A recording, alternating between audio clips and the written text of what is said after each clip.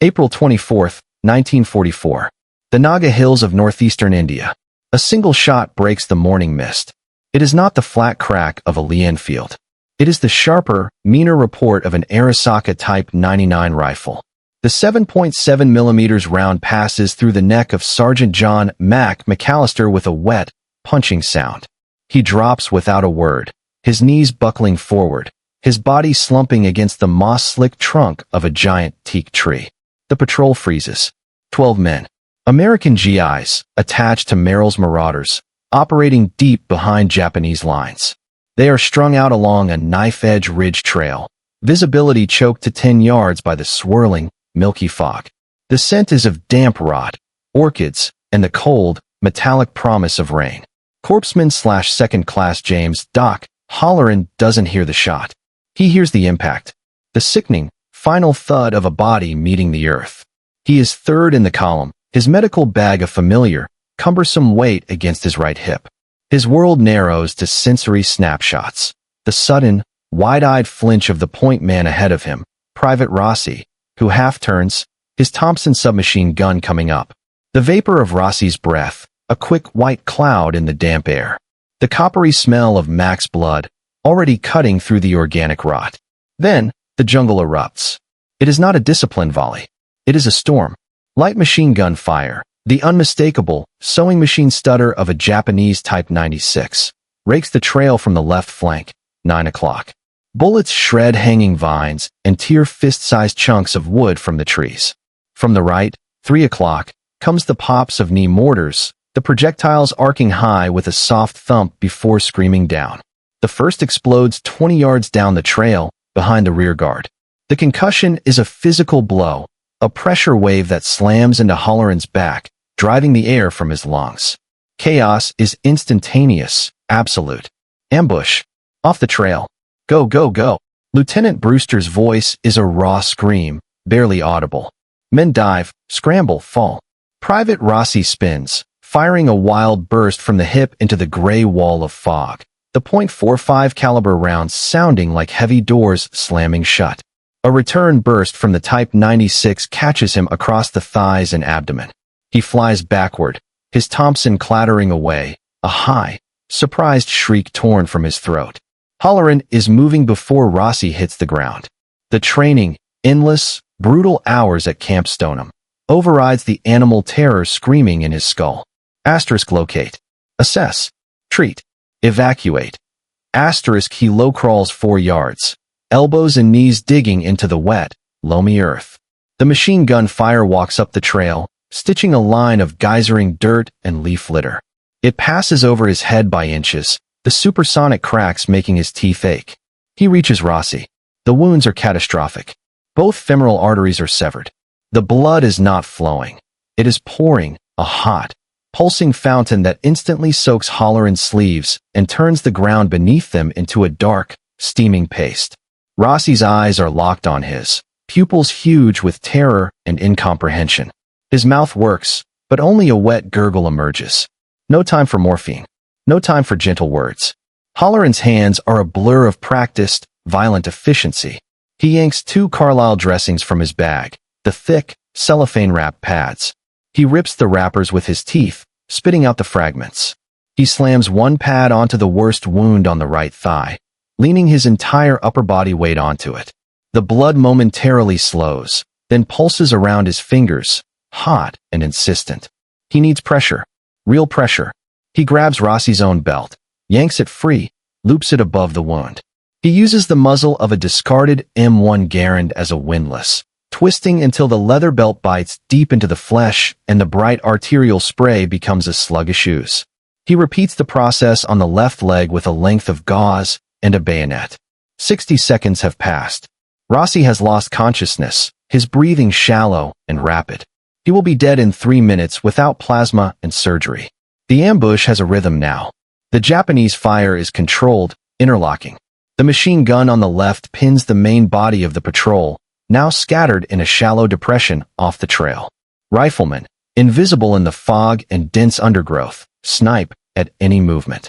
The knee mortars walk their explosions up and down the trail, methodically cutting off escape routes. Hollaran knows the tactic. It is the Hachinoji Kogiki, the pincer attack. They are being fixed, then crushed. He hears Brewster yelling for covering fire, for someone to spot the machine gun nest. He hears the heavier boom of a Browning automatic rifle answering, 3-round bursts. Another sound cuts through the din, a low, continuous moan from down the trail. Mac. The sergeant might still be alive. Hollaran looks at Rossi. He cannot move him alone. He cannot treat him properly here. He must choose.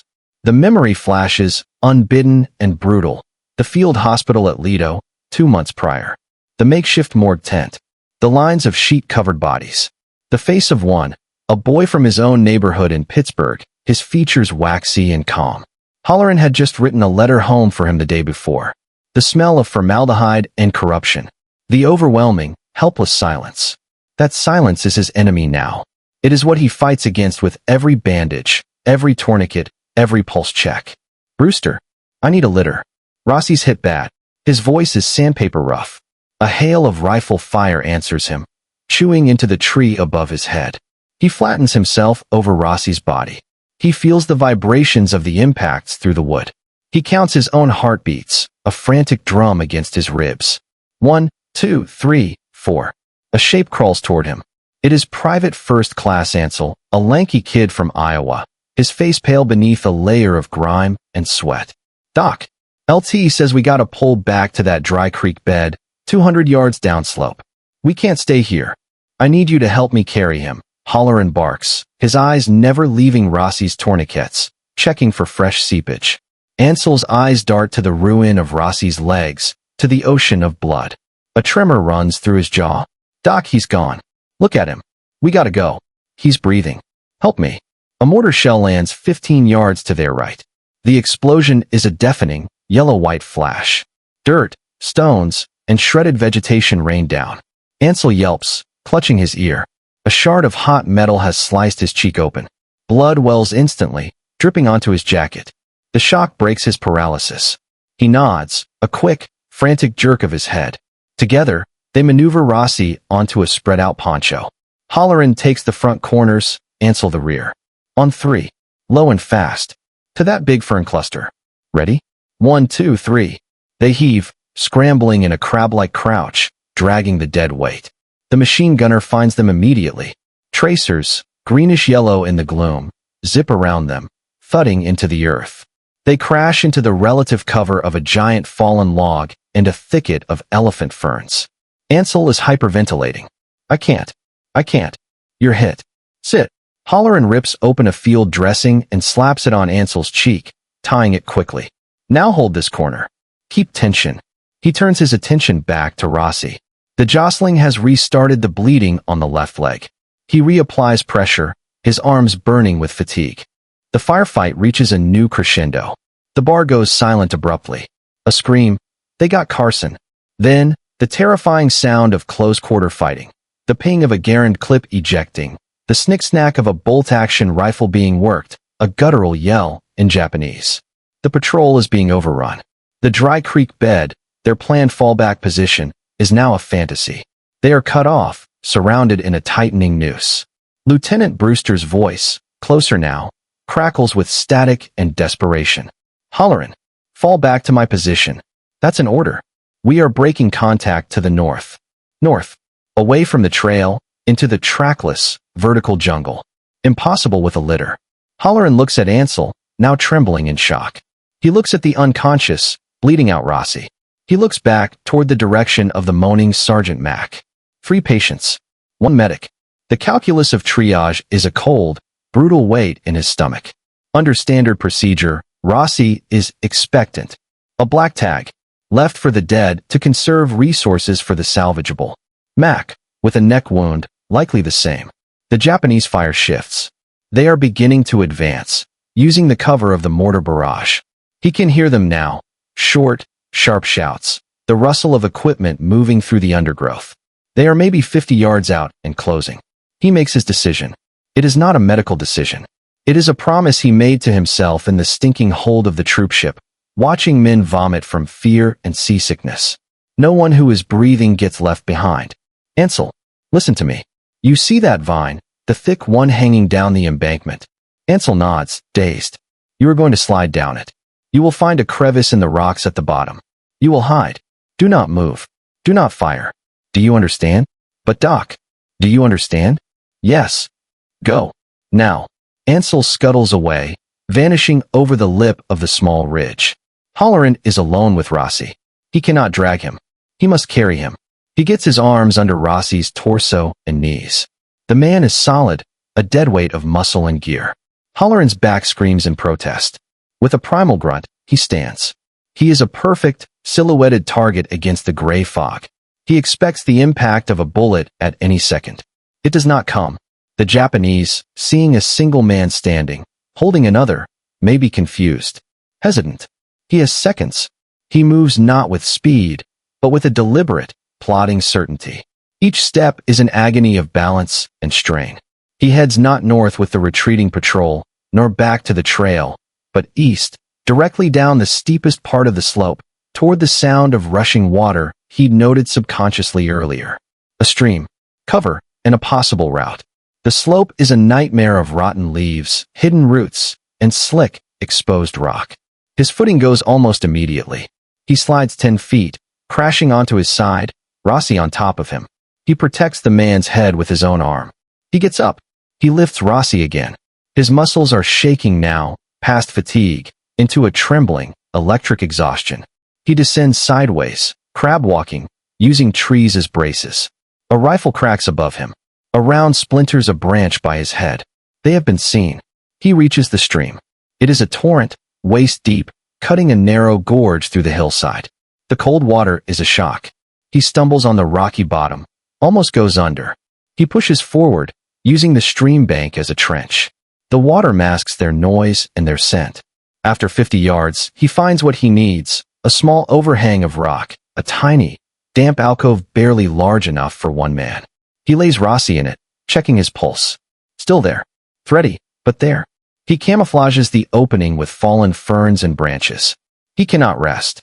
Mac is still up there, and the patrol is fighting a running battle. There will be more wounded. He checks his bag. He is low on dressings, out of morphine.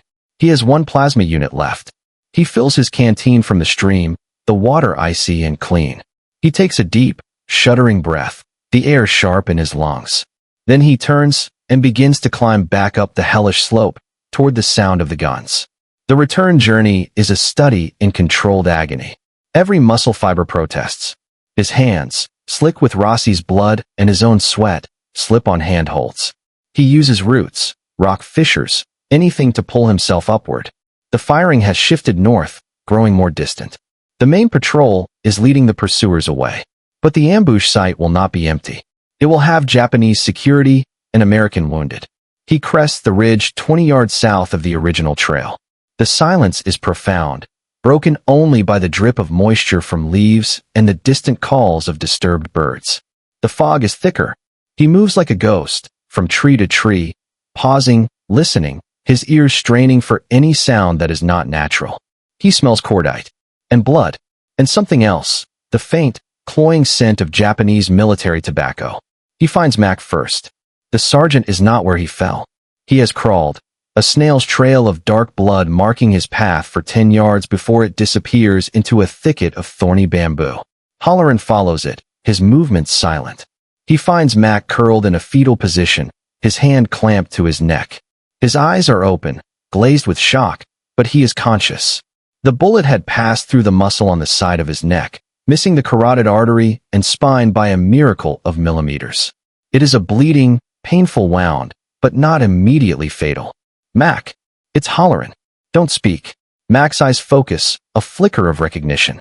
Hollaran works quickly, packing the entry and exit wounds with gauze, applying a firm pressure bandage. He gives Mac a sip of water. Can you walk? Mac nods weakly. Good. When I move, you move with me. We're going downhill to the stream. As he helps Mac to his feet, a sound freezes them both. A low conversation in Japanese, perhaps 30 yards away. 2, maybe 3 soldiers. They are moving slowly, checking the bodies. Hollaran eases Mac back down, pressing a finger to his own lips. He peers through a gap in the bamboo. He sees 2 Japanese infantrymen. Their uniforms are faded, patched. One carries a Type 99 rifle with a fixed bayonet, the other a Nambu pistol. They are examining the spot where Rossi fell, pointing at the massive bloodstain and the drag marks. The one with the pistol, an older man with a weathered face, follows the drag marks with his eyes, his gaze tracing the path Hollaran took down the slope. He says something to his companion, his tone not excited, but curious, analytical. They begin to move toward the slope. Hollaran's mind races. If they find Rossi, they will kill him. If they follow the trail to the stream, they will find Ansel. He has no weapon. His only tools are bandages, scissors, and his hands. He makes a choice born of sheer, reckless instinct. He helps Mac lean against the bamboo, making a stay gesture. Then, moving away from Mac's position, he takes a deep breath and snaps a dry branch under his boot. The sound is like a gunshot in the silent forest. The two Japanese soldiers instantly crouch, weapons snapping toward the sound. Hollaran doesn't run. He steps out from behind a tree, into a small clearing, his hands held slightly away from his body, showing they are empty. He is a medic. He wears the Red Cross brassard on his arm, now stained with dirt and blood. He stands perfectly still. The two soldiers stare, their faces a mixture of shock and suspicion. The one with the rifle raises it, the bayonet point aimed at Hollaran's chest from 20 paces. The older one with the pistol holds up a hand, stopping him. He studies Hollaran, then the brassard. He says something in Japanese. His eyes travel from Hollaran's bloody sleeves and hands to the medical bag still slung at his hip. He gestures at the bloodstain on the trail, then points down the slope, a question in his eyes. Hollaran says nothing. He merely meets the man's gaze. The moment stretches, taut as a wire. The younger soldier's finger is tight on the trigger. The older soldier's face is unreadable. He is a veteran. He has seen medics before. He understands the sheer, staggering effort implied by the blood, the drag marks, the lone American standing before him. He glances back toward the sounds of the distant battle, now fading to the north. His duty is to pursue, to engage, to kill. He looks back at Hollaran. He gives a short, sharp nod, not of friendship, but of a strange, professional acknowledgement, a recognition of a different kind of soldier, fighting a different kind of war. He barks an order to the younger soldier, and the two of them turn and melt back into the jungle, moving north after the main patrol. Hollaran's legs nearly buckle. He waits a full minute, his ears ringing in the silence. Then he returns to Mac. We go? Now. He half carries, half drags Mac down the slope, retracing his earlier nightmarish path. They reach the stream. He gets Mac into the rock alcove with Rossi. Rossi is still alive. Ansel is still hidden. He has preserved 3 lives in the heart of the enemy's kill zone. But his work is not done. The patrol is still out there, fighting. He administers the last of his plasma to Rossi, splitting it between 2 IVs rigged to hanging roots. He rechecks Mac's bandages. He finds Ansel, who is coherent though terrified. He gathers them all in the relative safety of the stream gorge. He posts Ansel as a lookout with a sharp rock as a weapon. Then, for the next 8 hours, James Hollaran becomes a phantom of mercy in the green hell. He moves up and down the line of the patrol's retreat, a solitary figure navigating a landscape of death. He finds Carson, the barman, dead, a bayonet wound in his chest. He finds Private Finch, shot through the lung, hiding in a hollow tree, his breathing a wet, bubbling whisper. He stabilizes him, packs the sucking chest wound with Vaseline gauze, and carries him piggyback for 300 yards to a hidden culvert, leaving him with instructions to stay silent. He finds 2 more wounded from another scattered squad, their legs broken by a mortar blast. He splints them with branches and strips of uniform, marks their location with piles of stone only he can read. He operates on pure, autopilot courage, his body a machine fueled by adrenaline and will. He uses the terrain as his ally, the streams as his highways, the fog as his cloak. He treats head wounds, abdominal wounds, compound fractures. He uses tourniquets made from rifle slings, splints from bamboo, dressings from the linings of rain ponchos. He loses count. The faces and wounds blur into a continuous tapestry of suffering and desperate repair. He remembers a corporal from Texas who held his hand and called him Ma as he drifted away. He remembers a young private who, through teeth gritted in pain, said, "You came back. I knew you'd come back." Each man is a world. Each bandage applied is a defiance of the chaos. As dusk descends, a deep, bruised purple seeping into the sky, the Japanese break off their pursuit. The surviving elements of the shattered patrol begin to trickle back to a pre-designated emergency rally point, a waterfall half a mile down the main stream. Hollaran guides them in, the walking wounded leaning on him, the gravely injured carried by others he has organized. He is a bloody, mud-caked, spectral figure, directing traffic with a calm, quiet authority. At the waterfall, under the roar of the cascading water that masks their sounds, the final tally is taken. Of the original 12-man patrol, for our confirmed Kia, 8 are wounded. Every single one of the wounded has been found, treated, and brought to the rally point by one man. Lieutenant Brewster, his arm in a sling, a gash on his forehead, approaches Hollaran. The officer's face is a mask of exhaustion and something akin to awe. Hollaran, we counted. The wounded you brought in, treated, carried, from the ambush and during the retreat. Brewster's voice is hoarse. 54. You accounted for 54 separate men. James Hollaran is sitting on a rock, cleaning his scissors in the stream. His hands are trembling uncontrollably now that the momentum has stopped. He looks up. The number means nothing. It is an abstraction. He thinks of the precise pressure needed on a femoral artery, the exact angle to lower a man down a vine, the sound of a dying man's breath, the look in the old Japanese soldier's eyes. He nods slowly. We need to get plasma and litter bearers up from battalion, sir.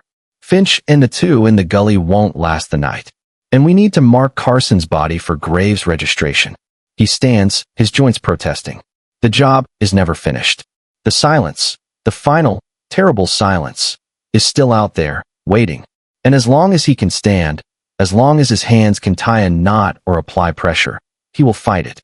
He turns back to the stream, filling his canteen again, readying himself for the long, dark walk back into the jungle to guide the rescue parties. One more trip, one more man. The arithmetic of salvation is infinite.